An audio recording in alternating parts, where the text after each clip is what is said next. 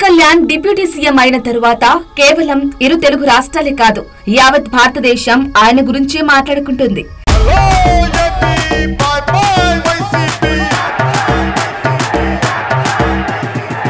Recent గా Amitabh Bachchan host గా చేస్తున్న కౌన్ బనేగా కరోర్పతి షోలో పవన్ కళ్యాణ్ గురించి ప్రశ్న ఎదురైంది.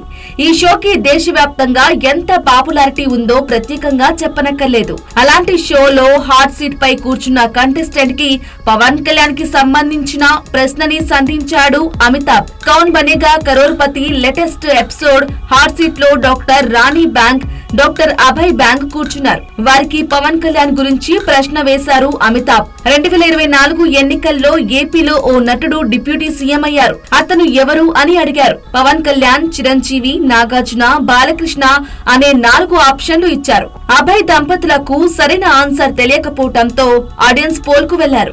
ఆడియన్స్ లో ఎక్కువ మంది పవన్ కళ్యాణ్ అని ఆన్సర్ చెప్పారు. అభయ్ కూడా పవన్ కళ్యాణ్ అనే ఆప్షన్ ను సెలెక్ట్ చేసుకున్నారు. ఆ ప్రశ్నకు సరైన సమాధానం చెప్పడంతో 1.60 లక్షల రూపాయలు గెలుచుకున్నట్లు బిగ్ బి చెప్పారు. అటు తమకు హెల్ప్ చేసిన ఆడియన్స్ కు అభయ్ థాంక్స్ చెప్పారు. అమితాబ్ పవన్ కళ్యాణ్ గురించి మాట్లాడుతూ జనసేన పార్టీ అధ్యక్షుడు పవన్ కళ్యాణ్ ఏపీ నూతన ఉప ముఖ్యమంత్రిగా బాధ్యతలు తీసుకున్నారు.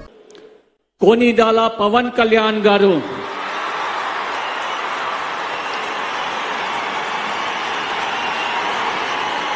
కొనిదల పవన్ కళ్యాణ్ అనే నేను శాసనాలని అనుసరించి ప్రజలందరికీ న్యాయం చేకూరుస్తానని దైవ సాక్షిగా ప్రమాణం చేస్తున్నాను.